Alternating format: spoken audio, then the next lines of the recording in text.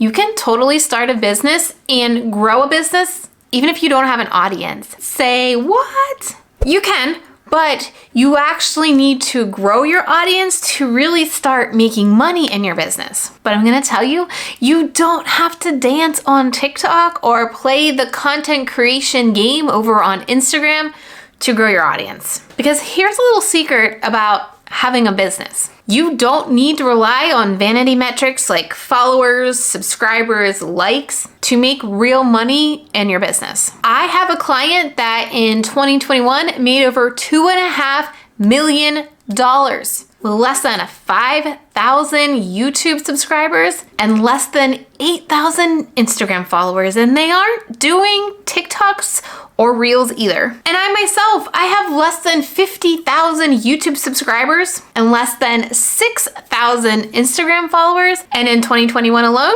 made just about $500,000. So if I've got you convinced that you don't have to finally worry about vanity metrics anymore, and you wanna hear how you can really start growing your audience so you can make bank in your business, hit that like button right now and we'll get started with step number 1. Okay, I will break the bad news here. Step number 1, you will need to get on some social platform. The reason why is social is absolutely free. And if you are just growing a business and you're trying to grow an audience, you wanna do it without spending a lot of money on it. Because I don't know about you, I don't want to dump money into Facebook ads, so I think social is the best way for you to start growing your audience. But we don't have to dance and shake our butt on TikTok. When you pick a social platform, and I'm going to tell you, all you need to do is pick one when you're getting started to grow your audience.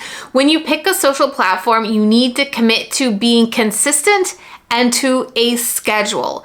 So knowing when you're going to post and staying consistent week after week. So I would say right now in the social media world, the big 3 would be YouTube, Instagram, and TikTok. Now, I will tell you that you need to clearly understand where your audience is hanging out on, because your audience could absolutely be hanging out on LinkedIn. If you're geared towards more of a professional type target audience, that could be your social media platform as well. So you do need to understand who your target audience is first, but generally, overall, these tend to be the big 3. So I want to break down each one of these social platforms to tell you how to start growing your audience over there.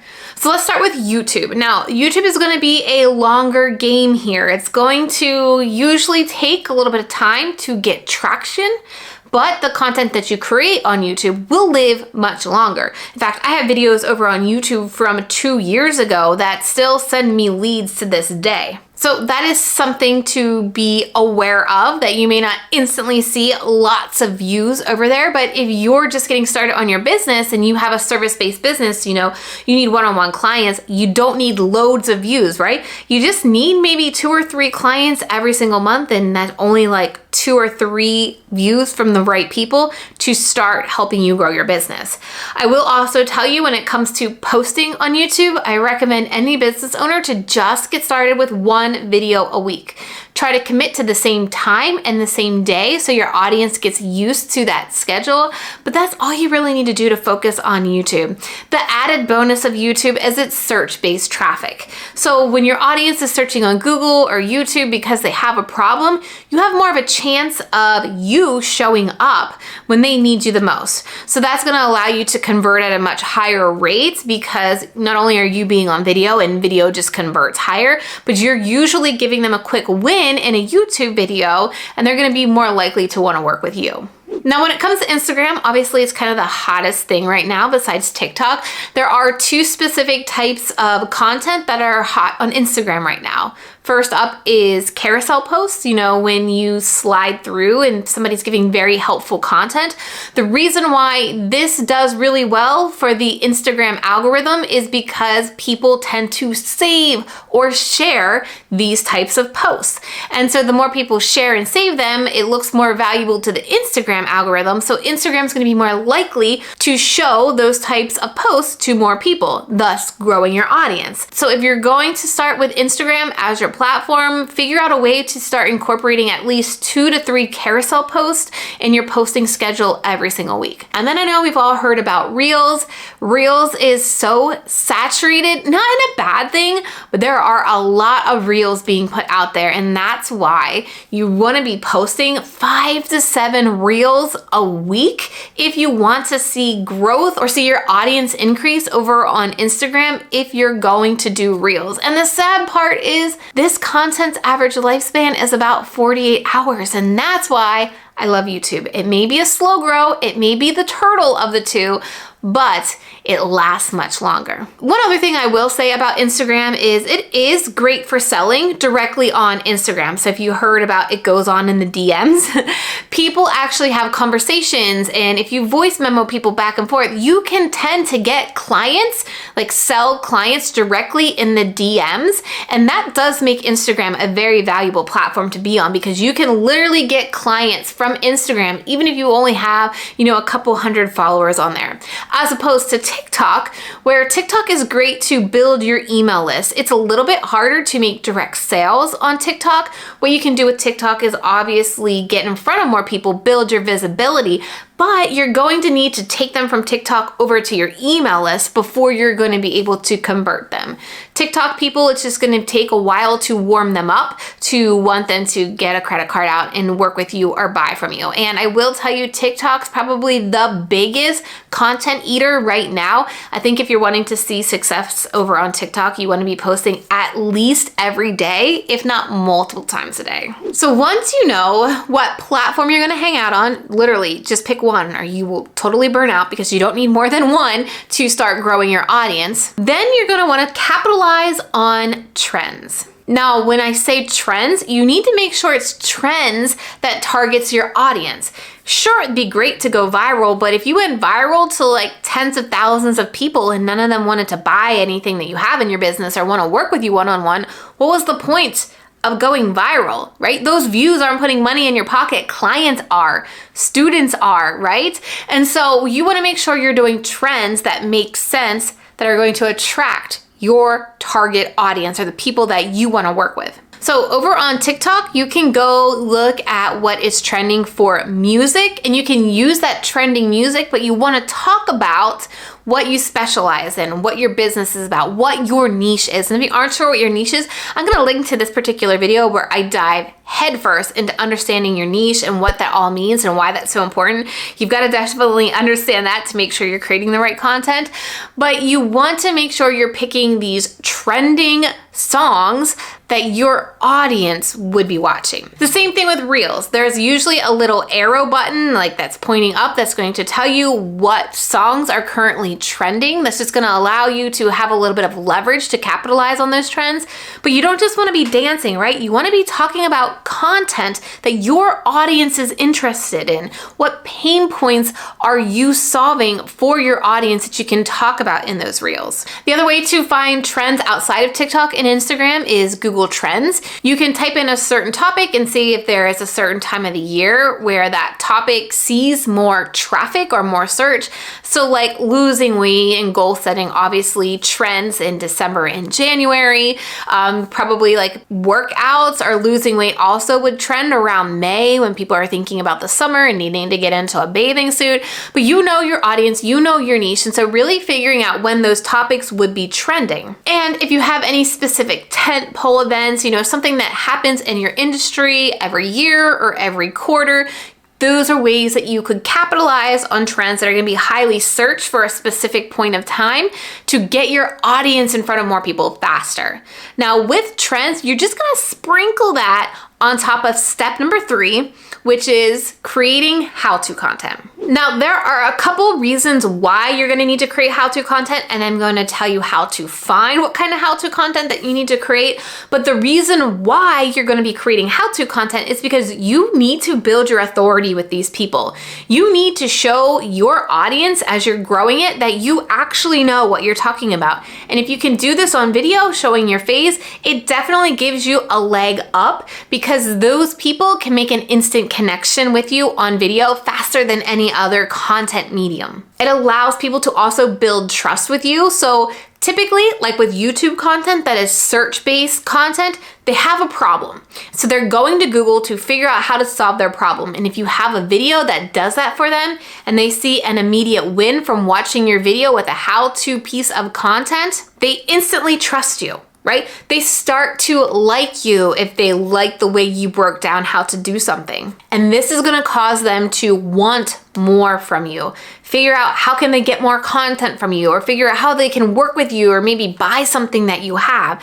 This is why how-to content is so important in these steps to grow your audience, even if you're starting at zero. Now, maybe you're wondering, but what kind of how-to content should I be creating? Well, that gets us into step 4 that I talked a little bit about on before, but is knowing your niche, or really having a clear message.